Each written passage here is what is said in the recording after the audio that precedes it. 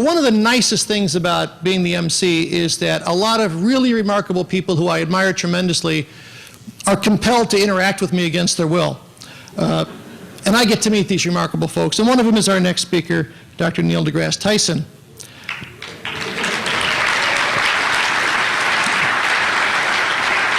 Are you ready? Dr. Tyson is the director of the Hayden Planetarium in New York. And I will tell you, as a former high school planetarium director, the Hayden Planetarium is the big time. We call it the show.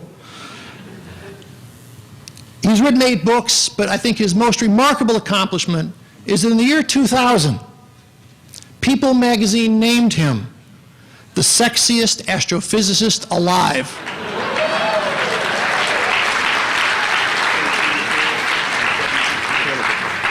That contest was rigged.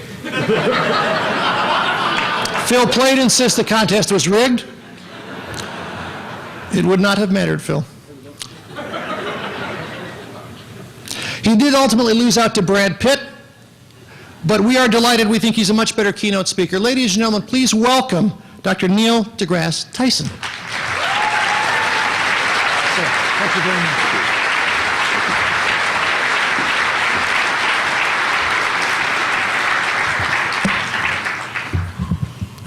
Well, first of all, I was duly impressed by the number of laser pointers chasing each other at the beginning of this session. And I couldn't have think of something more geeky than that. That was just, so, but then I did, actually, because I want to establish my geek credentials in this audience. Will everyone please take out their laser pointer? And do you see the arch in the back of the room above the exit sign in the middle? Please touch that region with your lasers. Okay. I will now touch that region with my laser. Okay, there we go. All right. So, I would claim, and I am projecting farther than your lasers, am I not? Okay. So, just to establish my geek credentials. Well, until the screen comes up, allow me to make a few comments. Of course you're going to allow it because I'm standing here for this. You have no choice in the matter. First of all, I'm not a professional skeptic. I'm a professional scientist.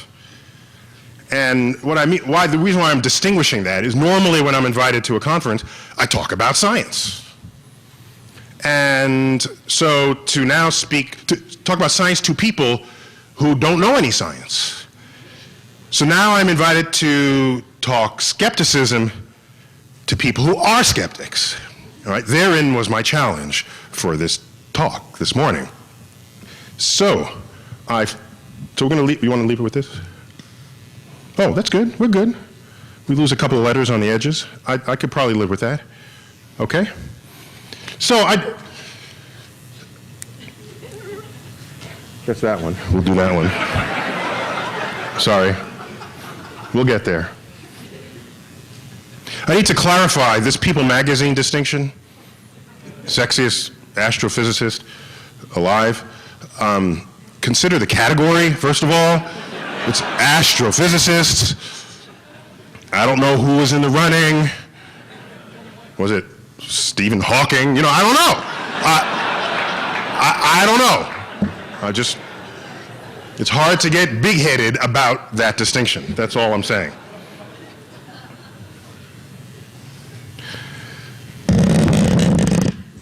Actually,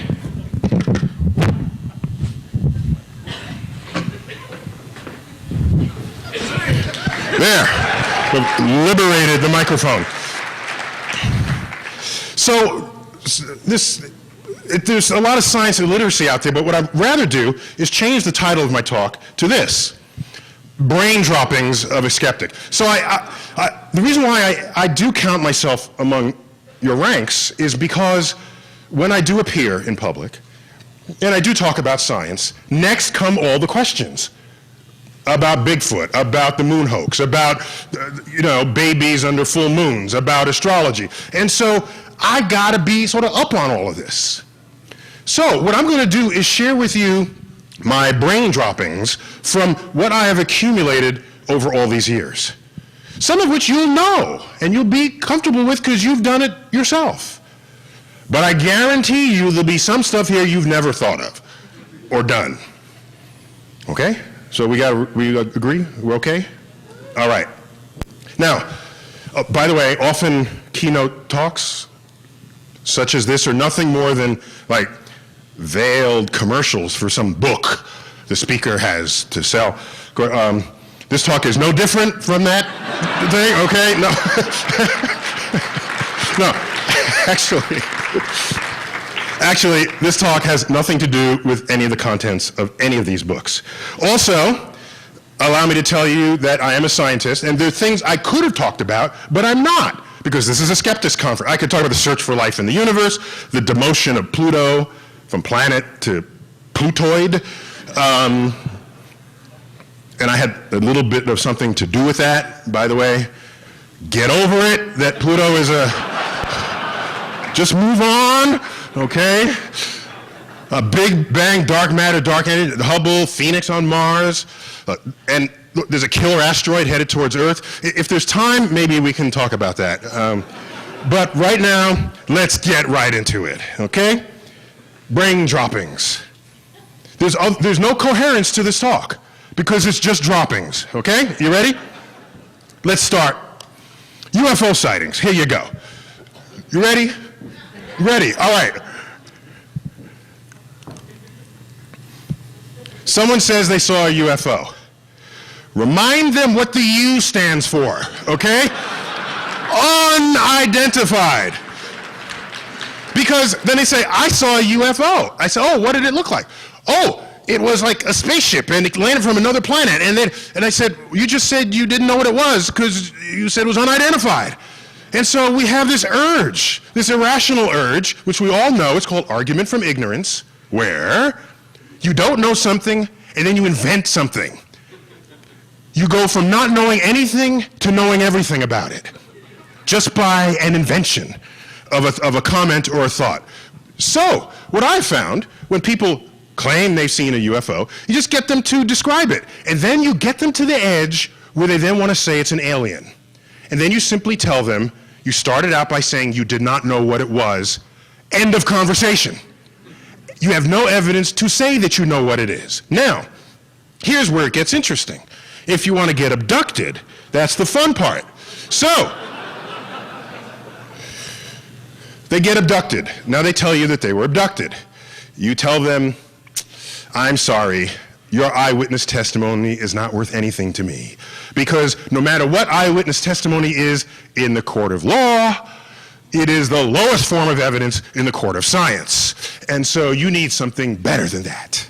So the next time, here's what you do. So you tell the person, here's what you do. You tell them, next time you're abducted, and they're doing the sex experiments, right? You're on the slab, because this is what aliens do when they abduct you, and they're poking your organs. This is what you do. Tell the aliens, hey, look over there, right? And quickly grab something off the shelf that's on the spaceship, an ashtray or something. It doesn't matter what, okay?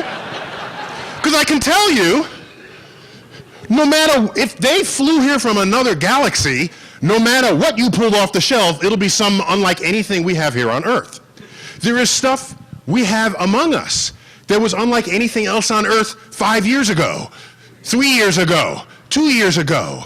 Okay, I pull out my iPhone, there's nothing like, I would be burned at the stake 10 years ago for pulling this thing out, okay? And this came out of our own culture. So then you just tell them, just grab something off the shelf next time, and until that happens, please leave me alone, okay? There. Now, meanwhile, in this United States, the 21st century, you can buy this book, How to Defend Yourself Against Alien Abduction. This is a real book.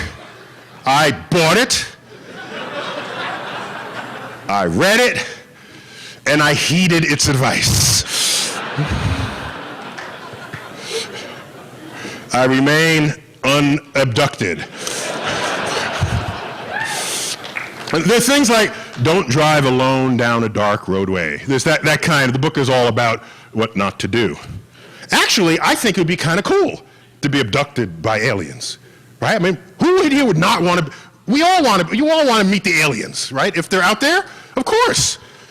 We're not anti-alien. We're just anti your account of the alien. That's all. Now, what pisses me off, inept aliens, okay? Here, you ready? So, here are aliens from another planet, another galaxy. They traverse interstellar space in their spacecraft. Trillions of miles. And they get to Earth and they crash. And I'm thinking, I don't want to meet these aliens. They can't land on Earth. Bring me somebody who knows how to navigate, okay? And then I'll have a conversation with those aliens. Until then, stay out of my face, okay? I don't like stupid aliens. Next. Oh, and you remember Close Encounters of the Third Kind? You know that movie, right? What was weird was, here's the mothership. We all saw the movie. If you haven't, go ahead. Who's the 15-year-old here? Have you seen that movie yet? Close Encounters of the Third Kind? Put it on Netflix it, okay? All right. So the mothership comes. And they all knew the mothership was coming. They all knew it was a flying saucer. They all knew it came from another planet through the vacuum of space. And so what do? To the left of that monument, they set up runway lights. And I'm thinking, if you could travel through the vacuum of space, you don't need runway lights. Runway lights are like if you're using air for lift. Aliens would not need air for lift. So the people were not thinking this through. Those were inept producers. Okay. Conspiracy theory. Again, this is brain droppings. Conspiracy theory. Here's what you do. A conspiracy theorist is a person who tacitly admits that they have insufficient data to prove their point. Just tell this to their face, okay? Because the conspiracy is the battle cry of the person with insufficient data. Until they produce sufficient data, they gotta claim this. And so just say, come back when you have the data. Then we'll have this conversation. But they're gonna claim conspiracy. But just tell them they're missing data. Just tell them that, and then walk away. That conversation should be 5 minutes long. As they say, if an argument lasts more than 5 minutes, both sides are wrong, all right? Keep that one in mind. Astrology. This is what you do. Get a classroom of people, a group of people who are believers. And don't do what they want. This is what you do. Go to the horoscope that day. Pluck one at random, read it to that audience and say, whose horoscope did I just read? 2/3 of the hands will go up, okay? Which we know is not how that's supposed to work. It should really be 1/12 if it had any sense at all. That's the simplest test that I know to demonstrate to someone that it's just bunk, other than the rational arguments that you might spend time offering, like where the sun was when you were born doesn't match where it was 2,000 years ago when this got laid out. And the fact that there are 14 constellations in the zodiac, not 12. One of them is Ophiuchus. Any Ophiuchans here? Okay? Some people know they're Ophiuchans. The sun, after passing through Scorpio, spends more time in Ophiuchus than it did in Scorpius. So if you thought you were Scorpion, you're probably Ophiuchian, and all Ophiuchans and Scorpions are currently Librans. That's how that plays out. So, birth rates and full moons, one of my favorites. There are a couple of municipalities where the birth rates jump a little during the full moon, and everyone says, oh, it's the gravity of the full moon yanking the baby from the womb, you know? And I'm thinking, maybe there's another explanation. So, if you look at the gestation period of the human female, it's basically about 295 days. Not from the date of missed period, but from when you actually got pregnant. That's the number that matters here, okay? 295 days. How long is the average cycle between consecutive full moons? 29 and a half days. So, take 29 and a half days, multiply by 10, you get 295 days. So, if your child was born under a full moon, that just simply meant you got knocked up under a full moon. That's what that meant, okay? And no one argues the romantic effects of a moonlit night, okay? What about behavior? I told you this was brain droppings. I warned you in advance. Behavior and full moons. This one is classic. People say, oh, they acted crazy. The moon pulls the tides. The tides are made of water. The human body is mostly water. The moon must affect the human body. Until you actually do the math. And when you do the math, you could ask the question, well, what is the tidal force of the moon on your cranium? How about that calculation? You could do that calculation. The tidal force of the moon on your cranium. Because if that were severe, they could be messing with you, right? All right, so you do the calculation. It turns out, if you're one of these people who sleep with like a lot of pillows, and one of the pillows is kind of leaning on your head overnight, the pressure from that pillow on your head is 1 trillion times greater than the tidal force of the moon across your cranium. But nobody talks about the effects of down pillows on your behavior the next day. Why not? I love the talk we just had on medicine. I have a comment about that. Something I just find astonishing, remarkable. I'm so impressed by this. Are you ready? Here's what happens. Someone is diagnosed. I'm making up a very common example for the purposes of this explanation. Somebody's diagnosed with terminal cancer. The doctor says, you got 6 months to live. You say, you mind if I get a second opinion? Of course, go ahead. Go to a second doctor.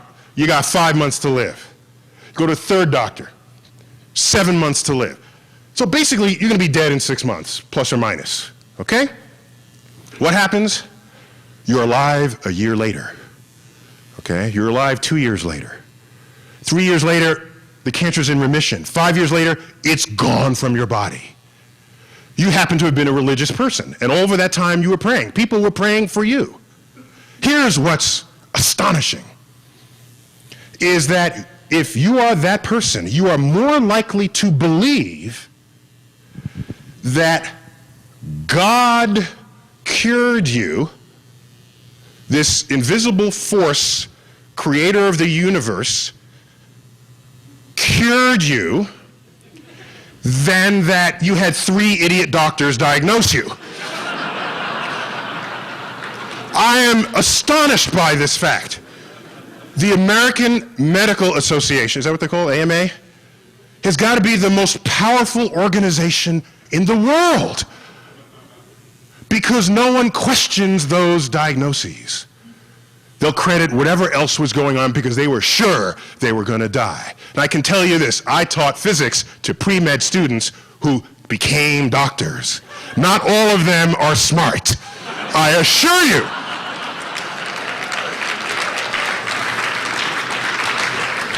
Not only that, they're all trained in the same system. So 3 separate doctors that all went through the same system of medical schools, that's not actually 3 different opinions. It's the same opinion, just nuanced by what the person had for breakfast that morning. It's not 3 different opinions. Now, just to confirm this, there's a colleague of mine in the front row. Have you taught physics to pre-medical students? No. You have not, so I don't have a second opinion on what this is. So I'm just impressed that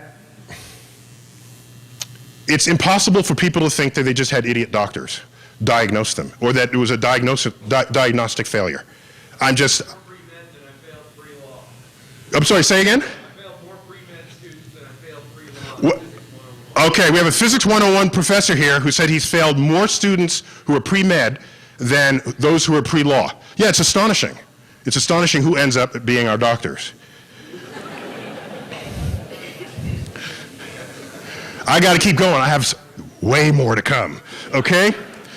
Swami levitation. We've seen this, okay? Now, It turns out,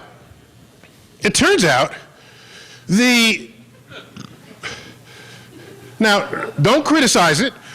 It turns out there is no law of physics that prevents this, okay? This is physically possible. And so you do the calculation of how to make that possible. And the only way you can make that happen is by invoking Newton's second law of motion. And by doing that, you have to consume mass quantities of beans.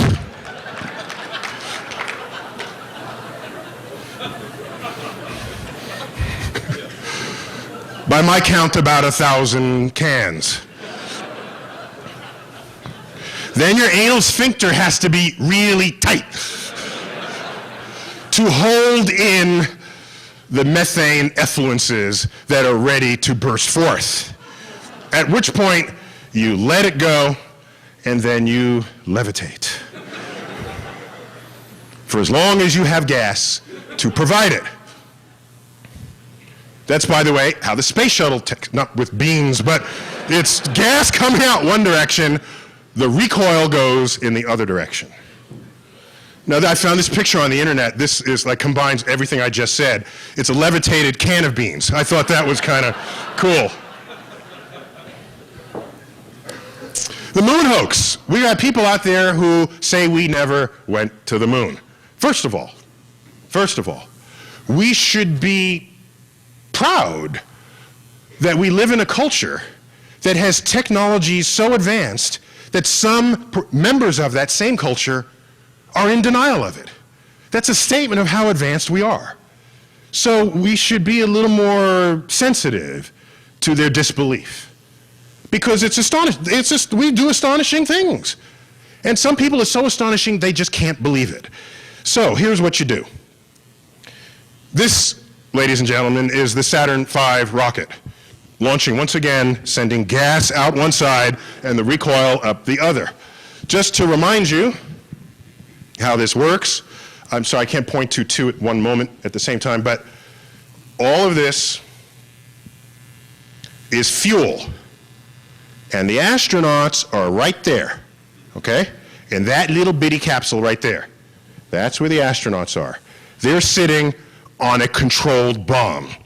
All right, so all you have to do is calculate how much fuel is there, invoking the rocket equation. Because when you invoke the rocket equation, you learn that most of the fuel you're burning now is just to launch to a higher point the fuel you have yet to burn. This is how that works. So for every increment of distance you have to go, you've got to have that much bigger spaceship to enable it, to carry the fuel you have yet to burn. And so you do this calculation and you show that this is enough fuel to carry these three astronauts and their rover out of low Earth orbit to the moon and back. All the fuel is there. Where else do you think this was going? Okay, to like the A&P grocery store? Where is this? What do you think this thing is doing? So the moon hoaxers just challenge them to learn the rocket equation and apply the math, to do the math. And then they go away and they never come back. By the way, to show you how big this is, it's huge. Okay, these are people right here, standing, approaching one of the rocket nozzles of the 5 at the base of the Saturn V rocket. Okay, this thing is huge. All fuel. All fuel. More. The Mars virus. This one, most of you probably don't know about. Phil and I know all about it, okay? It started innocently enough. 5 years ago, 2003. Mars, as you may know, is in an elliptical orbit, sometimes closer to the sun, sometimes farther. So are we in an elliptical orbit, sometimes farther, sometimes closer.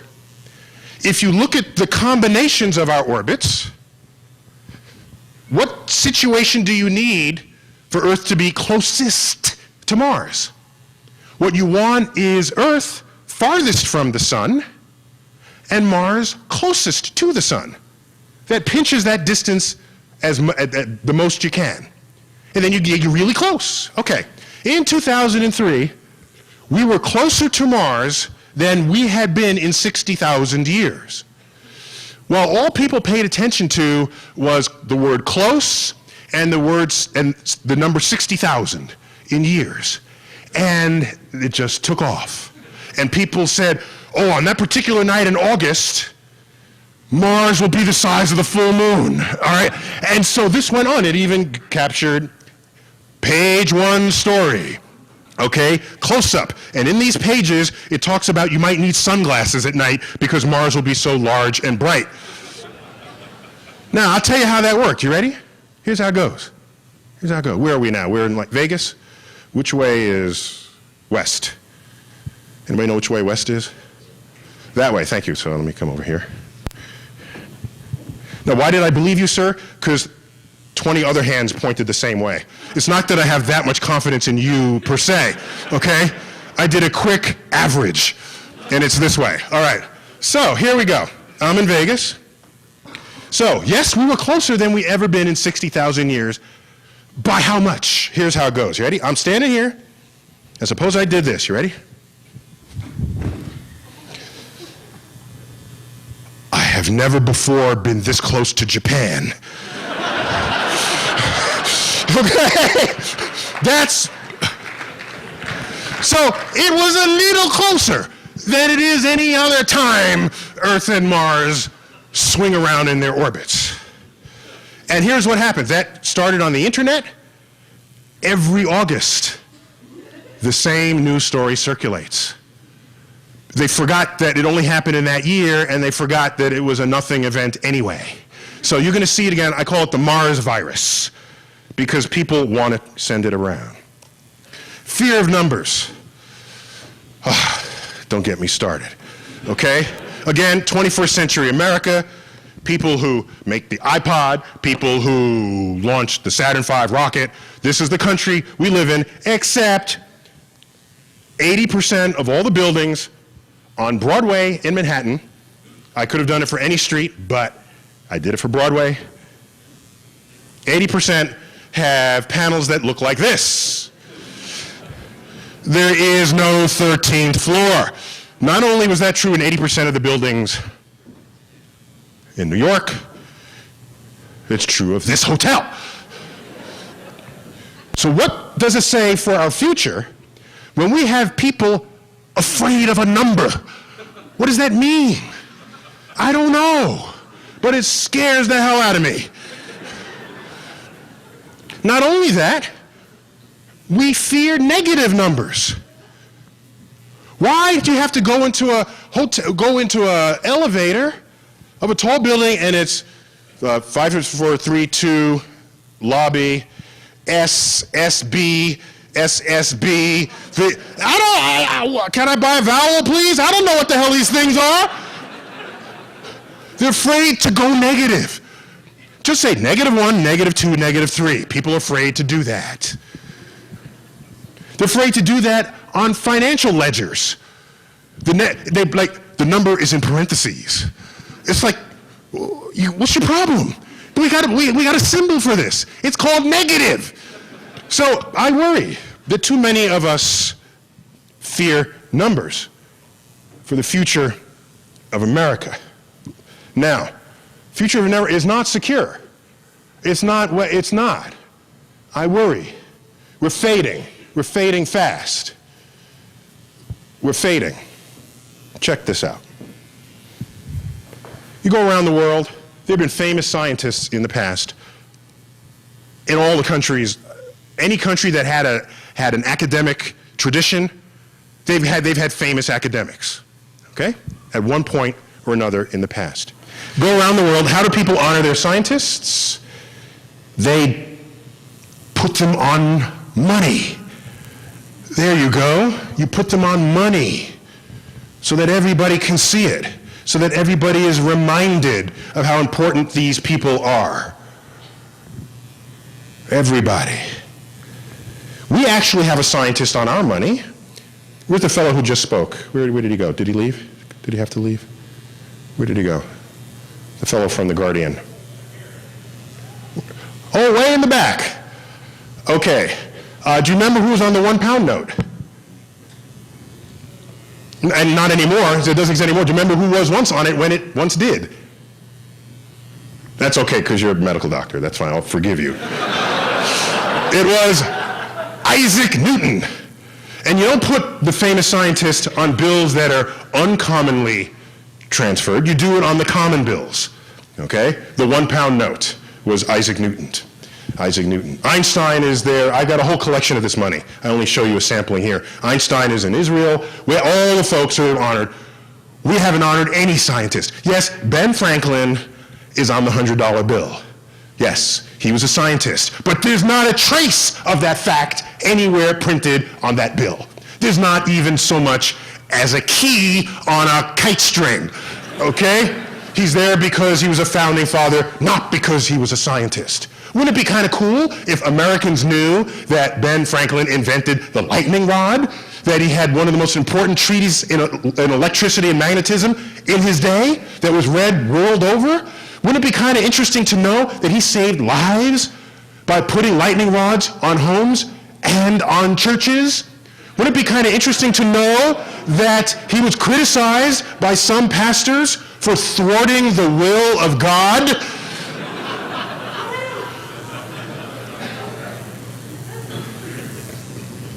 You get hit by a lightning bolt, somebody up there does not like you. Ben Franklin says, carry this lightning rod, and all is well. More money. Look at that. We got Euler and Gauss and Faraday and Pascal, and there's your £1 note with Isaac Newton. So maybe you're just too young to remember when he was, that could be it. That could be it. And of course, Galileo up there in Italy. Let's zoom in on Gauss. The audacity of the Germans to put a mathematical distribution function on their money. Okay, look at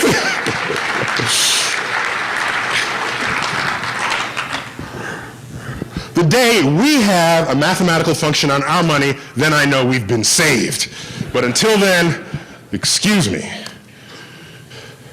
Periodic table of elements. I love this thing. Okay, you remember this mysterious chart of boxes that hung in your chemistry class. There it goes. Well, I've showed a couple of different ways. I have a really nifty PTE program where you can show the elements in all different ways. So here they're color-coded for melting point. Okay, that's kind of cool. So low melting point is light, and high melting point is darker red. And so you see the elements grouped together. You have wolfram here, tungsten, and osmium, iridium. Tungsten is used in incandescent light bulbs so that it doesn't melt, okay? So had Edison had access to this, he would have come up with tungsten immediately rather than having taken him all the time that he did in the trial and error of testing different ingredients. Carbon, by the way, has the highest melting point of all elements. So this is just cool things you can do. You can also code them, well, which elements were known to the ancients. Everything blue there was known to the ancients. So no one is credited with having discovered them. They're familiar: carbon, sulfur, lead, tin, mercury, gold, etc. You can move forward in time. Sorry. You can move forward in time. You can move backwards in time. And so you can look at the discovery year, color-coded. And so I've knocked this to 1869. So everything in gray was not yet known. So no one had discovered the noble gases over on the right. They were unknown in 1869. So Darwin, Origin of Species, none of that was known. All the rest in yellow had been discovered. Fine. But here's what's the cool part. We can code these by country who discovered the element. And it's very telling. Take a look at that. Country who discovered the element. And you can rank them. United Kingdom leads the way. 24. Why? We got the UK in the house. Okay. 24. Why? Because England invested in particle physics at the turn of the century. They were doing things that no other country knew to even do. And so those investments before the empire fell were fundamental to our understanding of atoms, of particles, all of the sort of the pre-quantum mechanics understanding of the behavior of matter are traceable to the United Kingdom. Just take a look at that. Sweden is second in the list, but for a really, for a reason that is, they slipped in on this list, and I'll tell you why in a moment. So there's Germany, France, and the United States is down there, but look at where we show ourselves. Check this out. You come all the way down to the heavy elements, and there you go. Look at that. Right after uranium, neptunium, plutonium. And so since we discovered them, we get to name them. So if you look down here, there's americium, there's berkelium, there's californium. We had the naming rights for these elements. And not only that, plutonium, discovered in 1931, 1 year after the cosmic object that shares its name was discovered, which is why it got that name. So Pluto became an element on false pretense, by the way. But so that plutonium became the fissionable substance in the second of our atomic bombs. So our government knew and understood the value of this enterprise for war, and hence these investments went through. So you get to name things if you invest in them, whatever was the driver, in this case, war. That's why physicists were so important to the 20th century, which is why the person of the century was Albert Einstein, a physicist. Let's figure out what happened with Sweden. Sweden, there's a little town in Sweden called Jitterby. Okay, Jitterby happens to have a cave that was very rich in undiscovered elements. And so they said, well, let's try to vary the word to try. So the Jitterby, so they discovered element number 39, they call it yttrium, named after Jitterby. But then they found another element a few years later. What do you call that?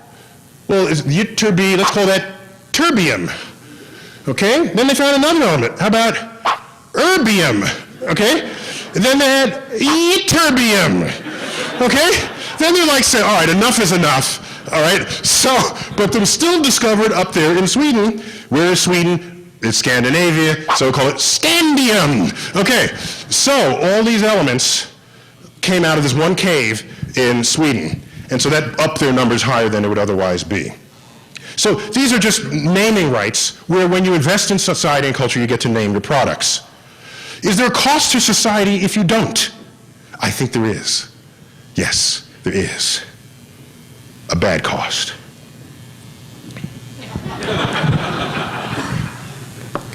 I spent a lot of time in school, not living in the same place long enough to be tracked by the jury duty people, or whatever is the agency that calls you for jury duty.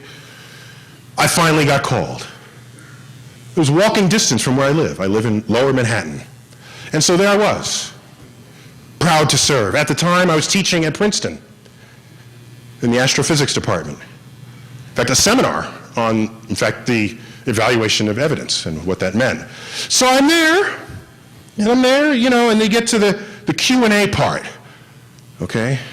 Any lawyers in the house? What do you call it? The Q&A part has some other name that obscures it. What is it, sir? Voir dire. You could have just called it Q&A, but you didn't. Because you want people to think that what you're doing is complicated. You should take cues from the astrophysicists. What do we call spots on the sun? Sunspots, thank you, okay? What do we call big red stars? Red giants.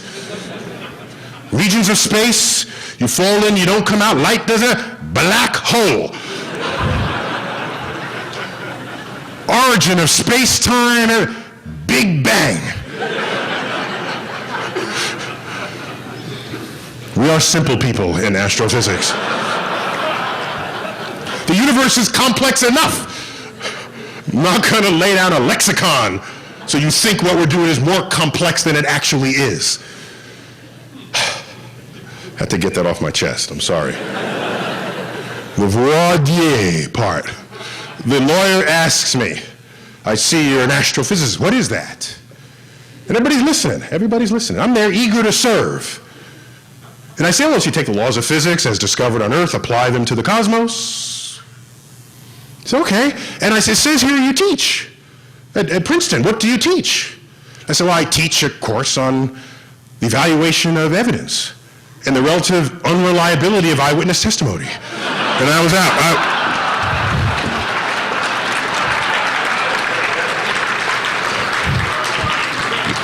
I was on the street 5 minutes after that. They didn't want to hear that I understood how to evaluate evidence. I was gone until the second time. 3 years later, I said, okay, I'm not going to tell them about this class. So what happens? I go in there.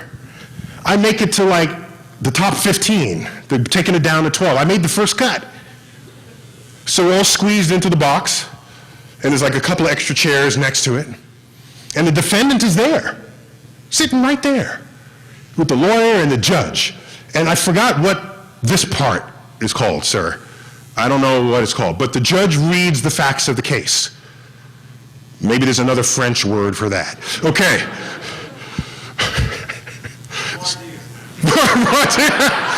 Once again, voir dire. All right, so I'm there. The judge reads the facts of the case. The defendant was found in Upper Manhattan in possession of 2,000 milligrams of cocaine. This is undeniable. We are trying him for the possession of those drugs. And I'm there, and by the way, there's like a maid, there's like a janitor. These are like regular people in the real world up there with me among the 15. And I listen, and the judge says, well, do you have any questions about the facts of the case? Do you understand them? As I've read them. I said, I got a question, sir. Why did you read the cocaine possession the way you did? He said, what do you mean? I said, you said he had 2,000 milligrams of cocaine. That's 2 grams. The milligram is 1,000 divided by the 1,000 is 2 grams. Less than the weight of a penny. Why, sir, did you say it just that way? And then he looked at it, oh, that's just because that's how it's written here. He didn't know what he was reading. He didn't understand what he was reading. And so there I am, and I said, because it sounds like you're making the possession sound worse than it actually was. I'm concerned about that. There I was, back out on the street again. Now, the fun part of that one was, I think I contaminated the entire jury. So,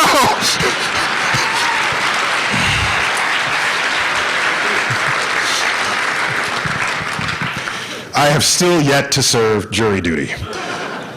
Math. I've seen these headlines.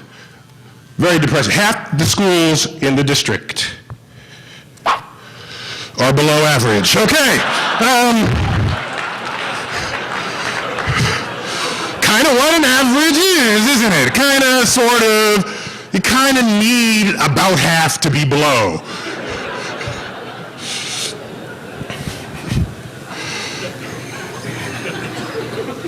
Technically, that would be the mode, but fine. So this person had no clue about statistics. What he probably meant was half the schools were below standards, or below, but not below average. They just didn't understand. These are mathematically illiterate headline writers. We got some more here. 80% of airplane crash survivors had studied the locations of the exit doors upon takeoff. So you read that statistic and you say, I'm going to read where the exit door, because you want 80%, that's pretty good. You want to be in that 80%. So you pull out in the seat back pocket and you read where the exit doors. Some may be behind you. Until you think about this statistic for a nanosecond and you realize, suppose 100% of the dead people had studied where the exit doors were on takeoff.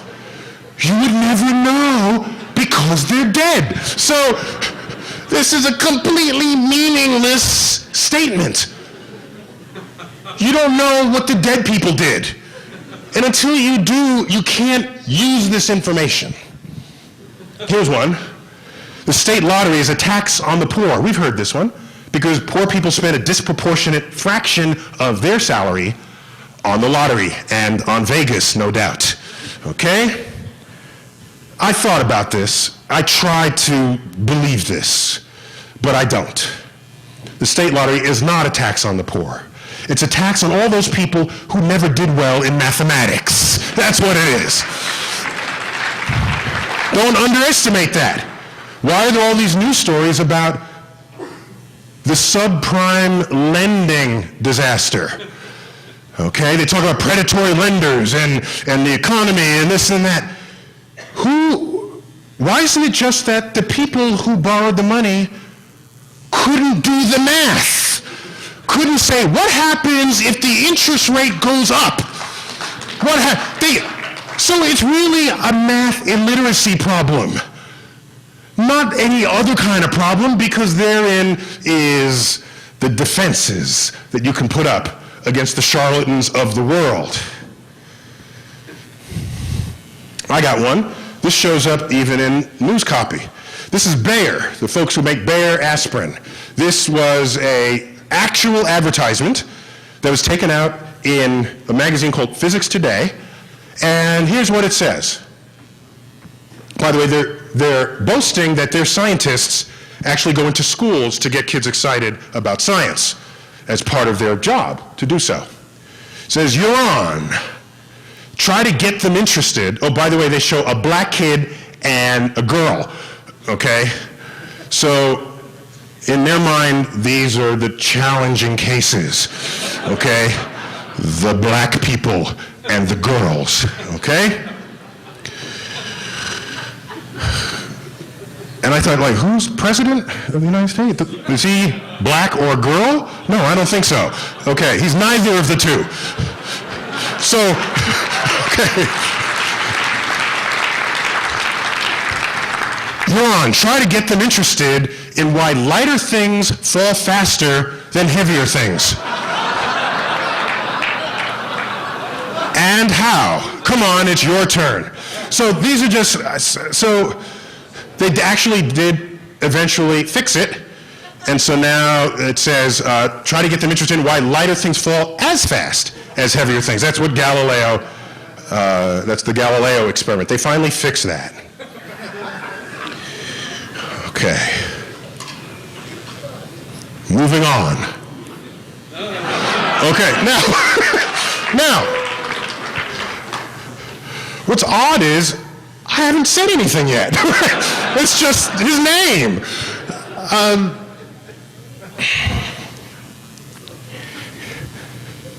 Let's back up for a moment. I live in Lower Manhattan.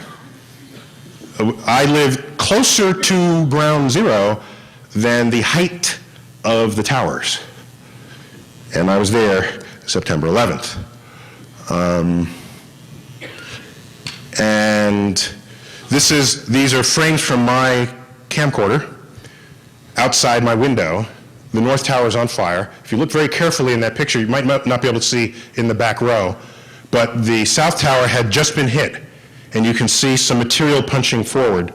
You see the flame, that's the fuel igniting. The fuel doesn't ignite instantly. It actually has to spread, get atomized, and then it ignites, and that's what's happening in that picture, and then the entire building is engulfed. To put this in context, you see the black building standing in front? That sleek black building? That building outside of the island of Manhattan would be the tallest building on the eastern seaboard. Okay? It's a very tall hotel. It's called the Millennium Hotel. And so the trade towers are huge. 2 buildings, an acre per floor of office space times 107 floors per. Now here's what happens. George Bush, within a week of this, gave us a speech attempting to distinguish we from they. And who are they? These were sort of the Muslim fundamentalists. And he wants to distinguish we from they. And how does he do it?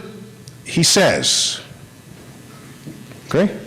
He says, our God, of course, it's actually the same God, but that's a detail. Let's hold that minor fact aside for the moment. Allah of the Muslims is the same God as the God of the Old Testament. So, but let's hold that aside. He says, our God is the God, he's loosely quoting Genesis, biblical Genesis. Our God is the God who named the stars. Okay? Okay. Now, I actually took this picture from the West Wing. Actually, it's the East Wing. I was there. This is the medal ceremony. You see, if you look carefully in the photo, there are medals on a platform there for the awarding of the Presidential Medal of Science. I was on the committee to tell him who to give the medals to. And they just did what we told them, which was good. Now, what he did not do, he did not read the citations. Got somebody else to do that. He put the medal around people's necks. But I was invited to the ceremony. Here's the problem with his comment. Say, our God is the God who named the stars. The problem is 2/3 of all stars that have names have Arabic names. I don't think he knew this. That would confound the point that he was making. Arabic star names. Okay, you ready? Here they are. Okay, screen 1, screen 2. Every one of these stars, among the brightest stars in the night sky, are Arabic. Arabic. And you say, how does that come to be? How did that happen? Well, first, he said that before I was on his Rolodex, because I could have hooked him up. I said, no, say something different, okay? Not that, because it's just wrong. Let's go back in time. How did the stars end up getting Arabic names? We have to go back 1,000 years to Islam, AD 800 to 1100. Oops, I can't use AD in this audience. So CE. CE? Common Era? I don't have a problem with AD. It's just culture, right? I don't have an issue with that. I don't. I'm sorry, okay? I'm okay with that. I'm okay with saying, oh my God. I'm okay with that, all right? I like listening to Handel's Messiah, okay? I think it's beautiful music. So, but there's more about that. We'll get more in a minute. So, what happened in Islam? Islam, the crossroads. While Europe was disemboweling heretics in Baghdad over that period, were the crossroads. There were Jews, Muslims, Christians, doubters. They weren't, the word atheist didn't exist back then. They were all sharing ideas. Great advances were made in engineering, astronomy, mathematics.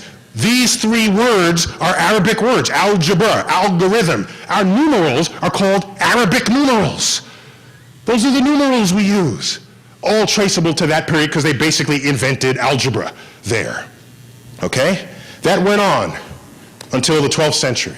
You read history books, they say, oh, the Mongols sacked the libraries in Baghdad, and there'll be explanations.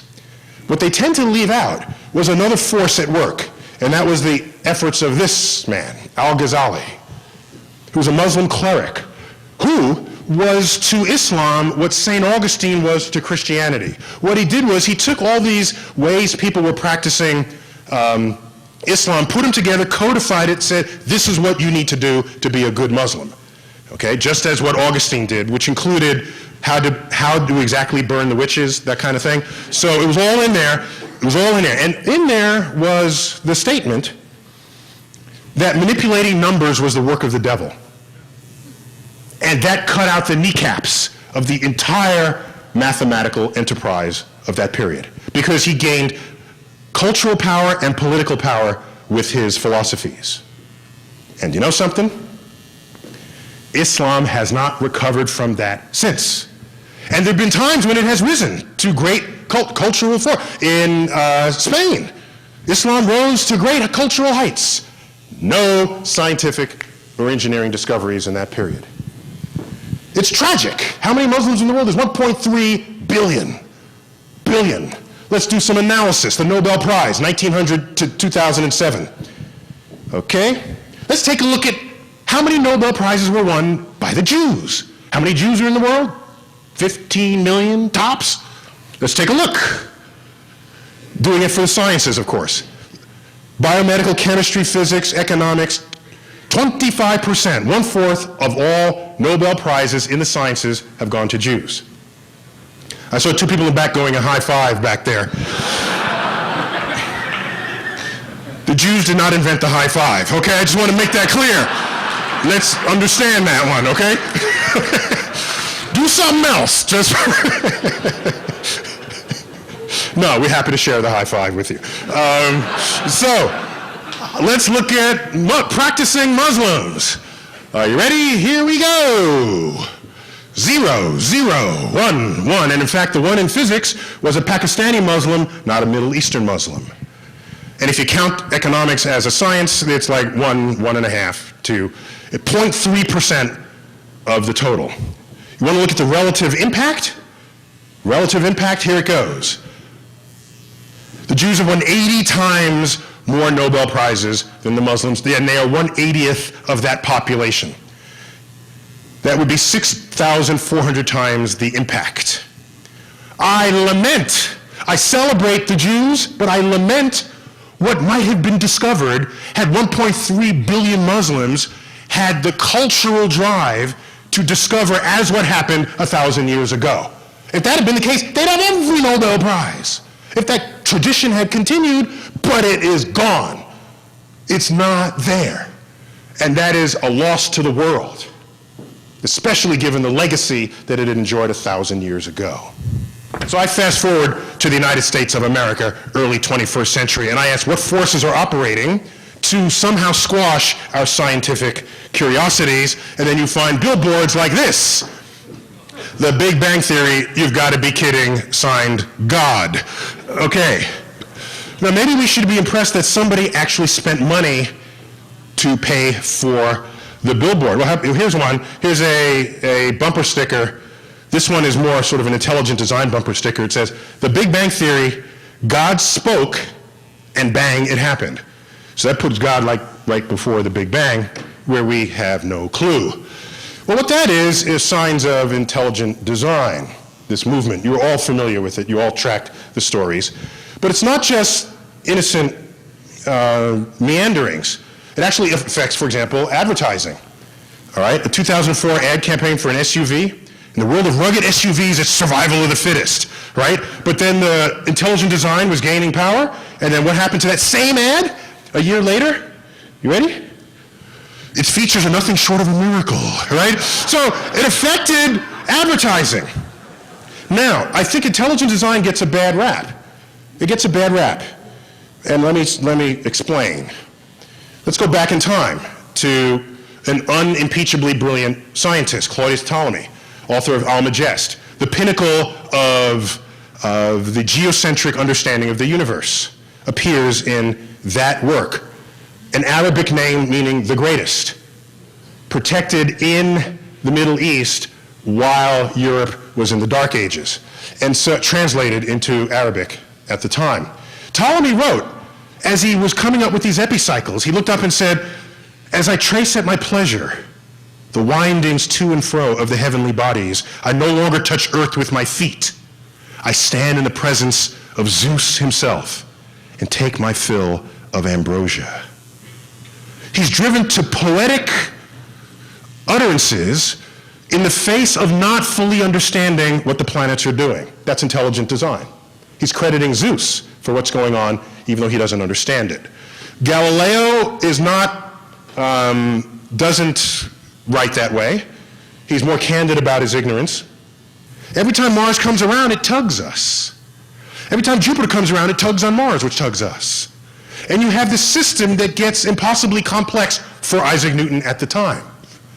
He knew enough to say that if you continued this system, it would go unstable and fly apart. But it hasn't. But he knows his equation works for any pair of objects. How do you reconcile that? God steps in and corrects things every now and then. That's in his book. It is the God of the gaps intelligent design argument. He got to the limits of his brilliance, put God in, and said, God fixes it. There you have it. This kept going. And by the way, Newton I count as the most brilliant guy there ever was. It's up to you whether you want to aspire to become Newton, because when he died, he was a virgin. So there's a cost to being the most brilliant person there ever was. Christian Huygens, in a book called Cosmotheros, brilliant in his generation, one of the most brilliant scientists of the day, he wrote about the planets and Newton's laws, and then he got to biology and didn't quite understand why there was life, and then he invoked God in all the places where he didn't understand what he was talking about. So now now we get to Laplace. Celestial mechanics. Laplace looked at Newton's problem and said, that's kind of cool. I wonder if I can solve that. This multi-body problem where everybody's tugging on everybody else, but there's one main force of gravity at work. So he writes a 5-volume tome called Celestial Mechanics. And in there, he pioneers perturbation theory. That's the theory. We have one main force and then other little tugs. How do you treat that mathematically? He pioneers that, solves it for the solar system, demonstrates that the solar system is stable, far beyond anything Newton had imagined. This work was called up by Napoleon. Napoleon was not only everything we know him to be, he was a great reader of mechanics and physics books, so that he would know not only how to make the cannonball, he would know where the cannonball would hit when he shot it. And so he summoned up this 5-volume tome, read it, said to Laplace, this is a brilliant piece of work, but you make no mention of the architect of the system, making direct reference back to Isaac Newton. And Laplace's reply was, sir, I had no need for that hypothesis. So what worries me is, had Newton not stopped and ceded his brilliance to God, he could have easily come up with perturbation theory. Newton invented calculus practically on a dare. Perturbation theory is just an extension of calculus. Perturbation theory, it's a nice, elegant extension, but you know Newton could have knocked this out in an afternoon. You know this, okay. So my problem is not that people have invoked intelligent design. Brilliant people have done it before. They'll keep doing it. I don't have an issue with that. I worry if it prevents you from making further discoveries.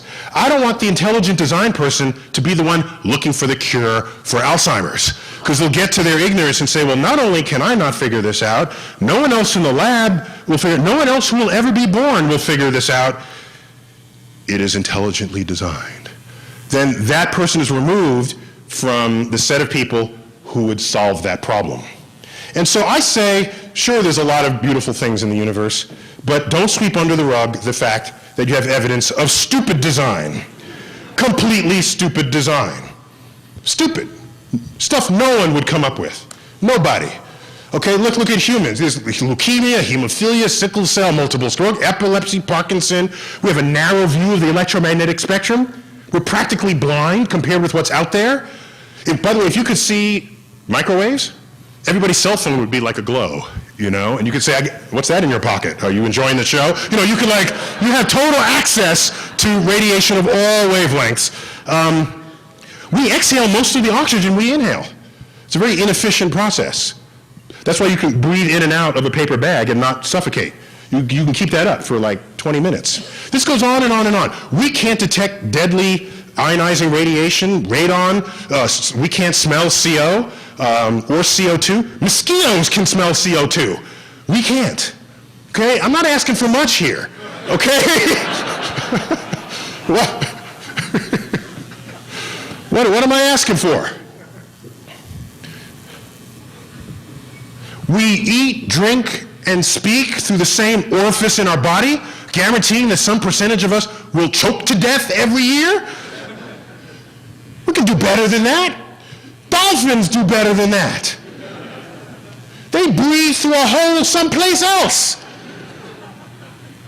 No dolphin has ever choked trying to laugh as it breathed, okay? And you saw Flipper. Flipper laughs, you know. So this is what's and humans, the Earth. Volcanoes level cities. We had an Indonesian tsunami, killed 200,000 people. Oh, the Christians say, oh, well, that was mostly Muslims. That was God saying you're Muslim.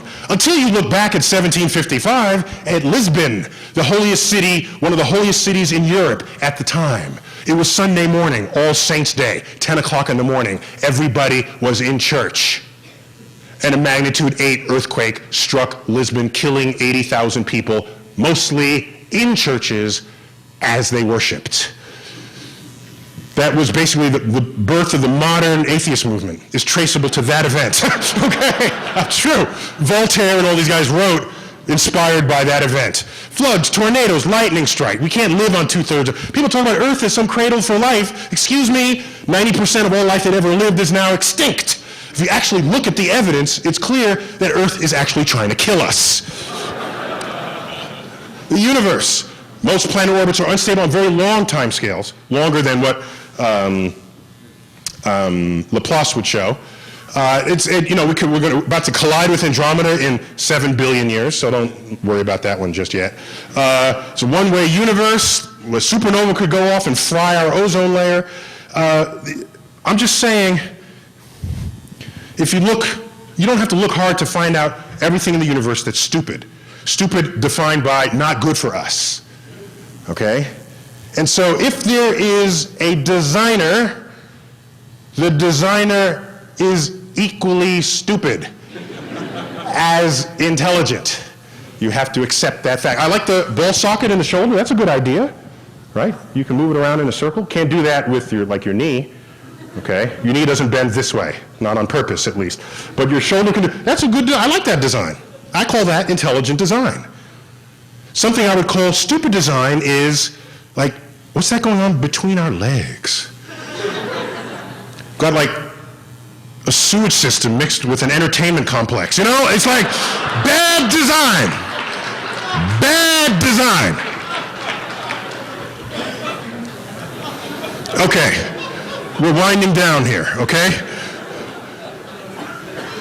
I want to make an important point. This is not all people in the world, this is Americans. Religious people, it depends on which study you get. You asked, do you pray to a personal God? These numbers vary, but they're high and they're up around 90%, okay? It might be 85, that's actually not important. That difference is not important for the point I'm about to make. It's high, okay? In the West, in America, 90%. Okay? What percentage of educated people are religious? The number drops. I'm talking about graduate degrees here. Among all people with masters and PhDs, the religiosity drops. Somewhere around 60%, might be 65. The point is, it drops with education level. Now let's bring in scientists. How about what percentage of scientists in America are religious? You average over all the branches, it's about 40%, maybe 35%. In there's a range, of course. Biologists, physicists, astrophysicists are lower. The sort of engineers and mathematicians are higher. So it averages out to about 40%. So this looks like scientists are 40% down from 90% from the general public. But that's the wrong, no, it's 40% down from 60% because all scientists have graduate degrees. So the graduate degree in any subject gets you halfway there. The science is the increment from the educated degrees. I mean, from the all educated people. That takes it down to 40%. Now you go to the elite scientists. This is a well-known number. 7% are religious, claiming a personal God to whom they pray and intervene in their lives. I submit to you that with the current atheist fervor that has taken on over the past several years, I would say launched, the modern atheists they're called, launched by the Dawkins book and the Hitchens book and the Sam Harris book and the like. And I was just in Borders recently. Couldn't believe it. Sorry I didn't have a camera. Borders books. There it was. A section called Atheism. It was like, I'd never seen that before. It's like, okay. There it was. They had enough critical mass of books to make a section. So, here's my problem. Here's my concern.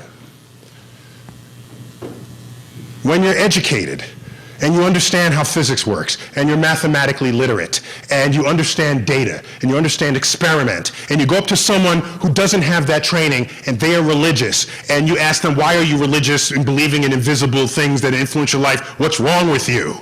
Okay? That's unfair. It's not only unfair, it's disrespectful for the following reason. Until that number is 0, you've got nothing to say to the general public. These are scientists among us in the National Academy of Sciences who are religious and pray to a personal God, and I know some of them. And you're fighting the public for the religious beliefs? Figure that one out first, because maybe there's an asymptote. Maybe you can't change everybody. Maybe that's telling us something. Maybe there's something in the brain wiring that positively prevents some people from ever being an atheist.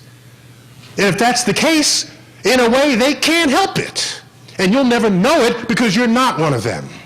So I ask you, first, for compassion with the public, but you should target your exercise and your experiments on understanding that number.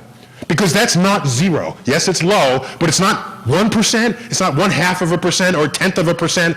It is 7%. 1 out of 14. If this were the National Academy of Sciences with 900, you'd have 100 people in here. Did I do that right? 7%? 65. Carry the 2. What, 65? Sorry, 7 times 9, yeah, so 6, yeah. You have 65 people in here among elite scientists praying to their personal God. So, now, I don't care, I actually personally don't care what people want to believe. This country was founded on religious freedoms. That's how that happened, okay? And what enabled the religious freedoms is that our Constitution makes no mention of God at all, which means nobody's God reigns supreme over anybody else's. And therein is the religious freedom that attracted all these waves of immigrants for centuries. And so, I don't have an issue with what you do in the church. But I'm going to be up in your face if you're going to knock on my science classroom and tell me that I got to teach what you're teaching in your Sunday school, because that's when we're going to fight. And I'm going to tell you something.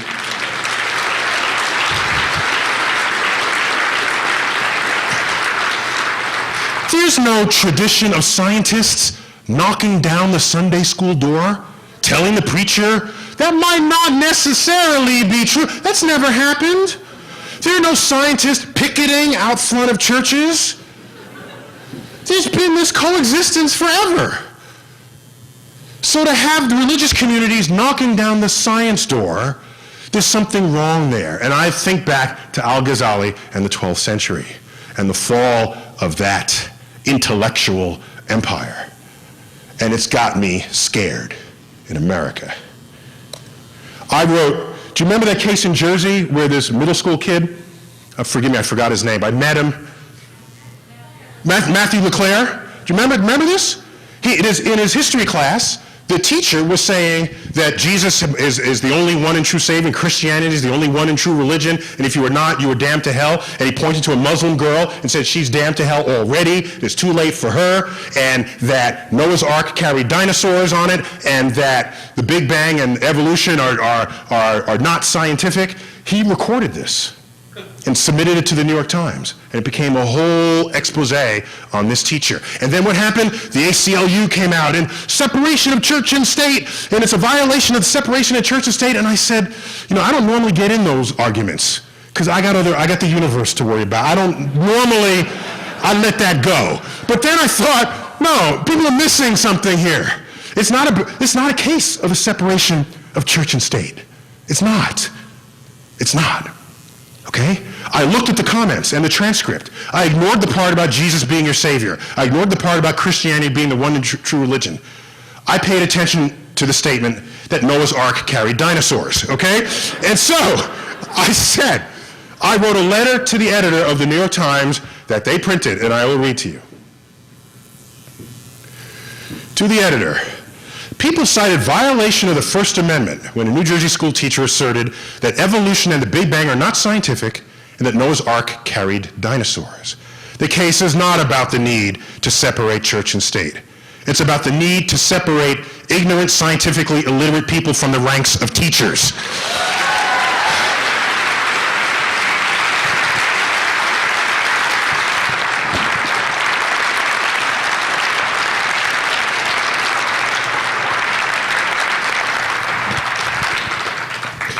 Let's fix this one once and for all, okay?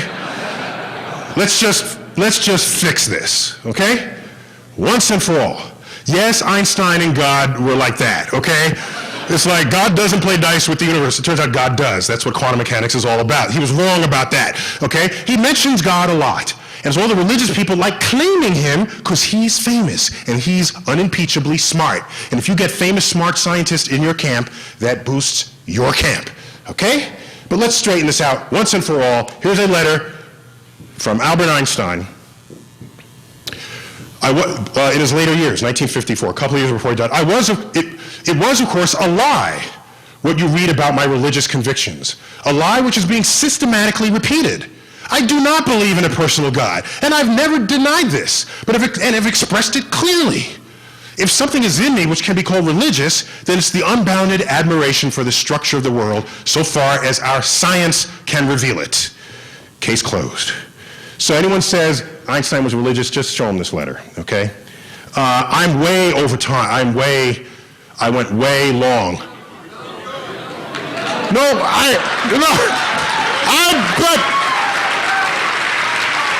Well, I got to ask the man here.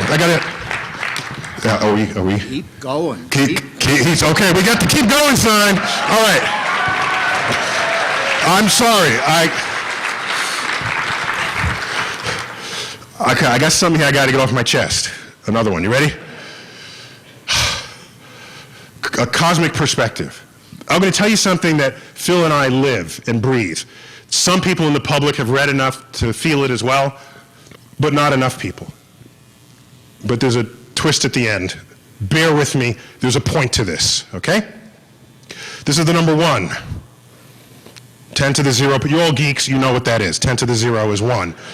If you spelled it out, it would be O-N-E, 1. This is not an unfamiliar number. Up by a factor of 1,000, you get the number 1,000.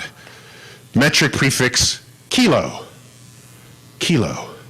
By the way, drug dealers were metric long before America was, all right? Because, so, people lament that, but we're there. We're basically there. By the way, our money is metric. Our car engine displacement is metric. Our Pepsi is metric. You don't buy a quart of soda. You buy liters. So we're basically slowly becoming metric, even though people are some are kicking and screaming in the process. We know 1,000. The population of most cities is represented in thousands. And, okay, fine. Up by another factor of 1,000, get 1,000,000, 10 to the 6, mega. Mega used to mean something in computer worlds. Now we're up to, this now, if you had megabytes, go home, you know? New York City has 8 million people living in it. That's my neighbors there. It's millions. Millions. There are more millionaires now than ever before in America. Go up by another factor of 1,000, you get a number made famous by Carl Sagan. And I'll tell you why that's a famous number, because if you put your chin out, everybody put your chin out. And on 3, say this word with me, with your chin out. Ready on 3? 1, 2, 3, billion. See, isn't that a beautiful, it's a beautiful word. Giga. There's 6 billion people in the world. By the way, there's about 6,000 astrophysicists. So you divide those two numbers, we're actually 1 in a million. Just in case you want to, I'm just letting you know, so if you ever are in the same room with an astrophysicist, that's your chance to ask the questions, okay? So, billions. Bill Gates, there's a Bill Gates wealth clock on the internet linked to his Microsoft stock shareholdings, and it fluctuates by billions of dollars per day, but it's up around 40 to 50 billion. McDonald's has sold 100 billion hamburgers. Anyone here eat at McDonald's? Okay, the rest of you are just lying, okay? They've sold 100 billion hamburgers. Tell you how big that is? I did the math. Take the 100 billion hamburgers, line them side to side. Will it cross America? Yes, it will. Will it cross the Pacific? Yes, it will. Cross Asia? Yes, it will. Europe, the Atlantic, and come right back here to Las Vegas? Yes, it will. You'll have some left over after you've gone around the world laying your 100 billion hamburgers end to end.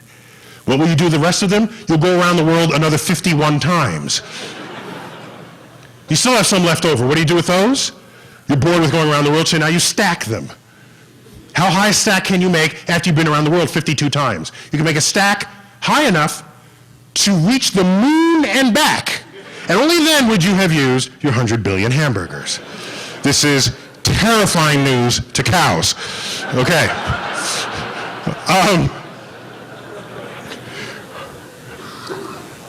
Up by another factor of 1,000, a trillion. A trillion. You can actually count to a billion. Anyone here 31 years old in the room? 31? This year you will live your billionth second. I celebrated my billionth second, okay, with champagne. Because that's much more significant than just how many times Earth goes around the sun. That's just so provincial, you know. Pluto hasn't been around once since it was discovered, right? So a year is just arbitrary for the planet. But seconds, you get 31, you get a billion seconds. So if 31 years you can count to a billion, that means you can never count to a trillion. It would take you 31,000 years to count to a trillion, so do not try that. So a trillion, trillion seconds ago, we were in caves. Fine, let's go up by another factor of 1,000. Quadrillion, one of my favorite numbers, actually 100 quadrillion, is the estimated number of sounds and words ever uttered by all humans who have ever lived. Okay, I knew you would pause on that one, fine. Okay. Go up by another factor of 1,000. Quintillion. We were billion, trillion, quadrillion, quintillion. That's about the number of grains of sand on an average beach. And I did the math, and it's even the sand that comes home in your groin, you know, in your bathing suit. Add all that up, it's in that number. We go up by another factor of 1,000, we get to sextillion. 1,000 times bigger than the number of grains of sand on an average beach, itself 1,000 times bigger than the number of sounds and words ever uttered by all humans who have ever lived, 1,000 times bigger than all the McDonald's hamburgers, sextillion. That is the estimated number of stars in the universe. I heard someone say God. I heard someone say God. God. Stars in the universe.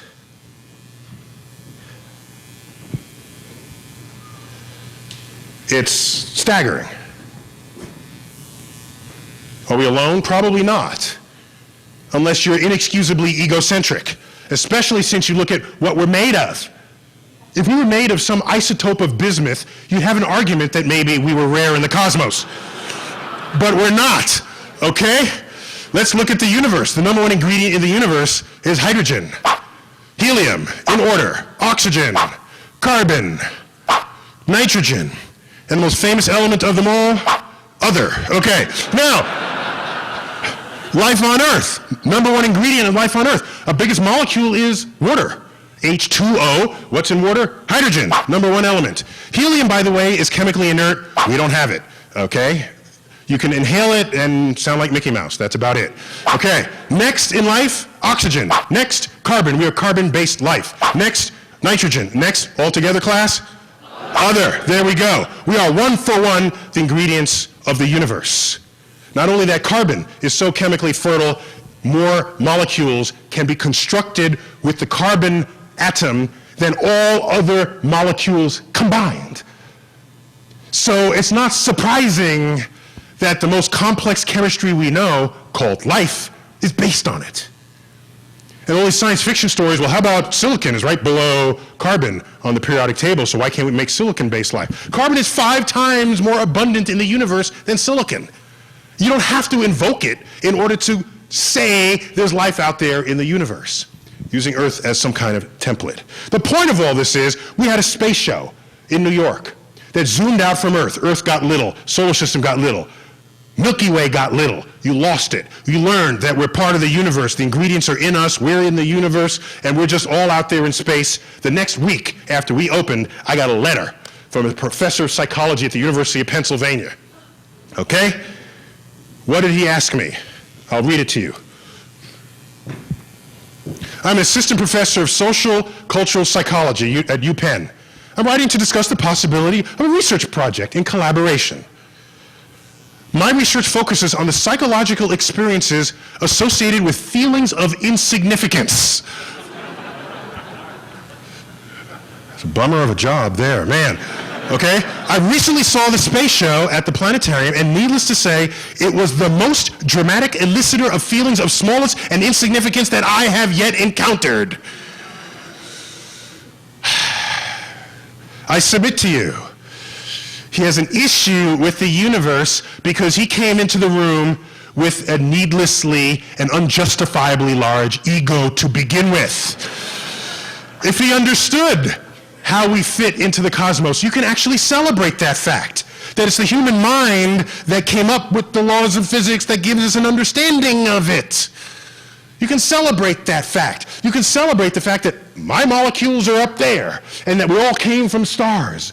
There's a sense of participation and belonging that is almost spiritual in the feelings it elicits, that if you go in saying, you're the top of the heap, well, I'm human and we're the top and we're the best and we're that, it can only depress you.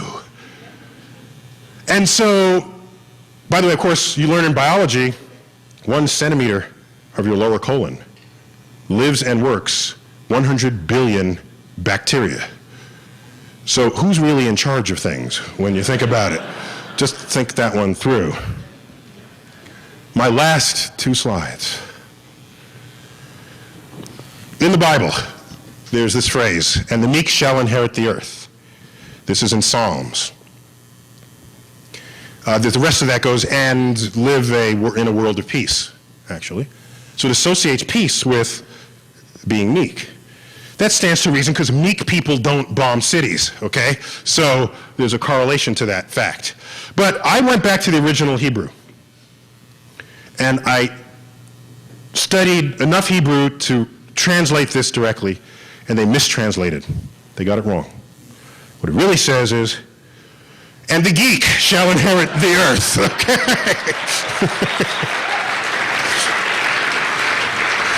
I'll leave you with one slide. The American Physical Society in 1984 had their annual meeting here in Las Vegas. This was the newspaper headline. Physicists and downloaders, take care. Thank you all. Enjoy the conference. Thank you all.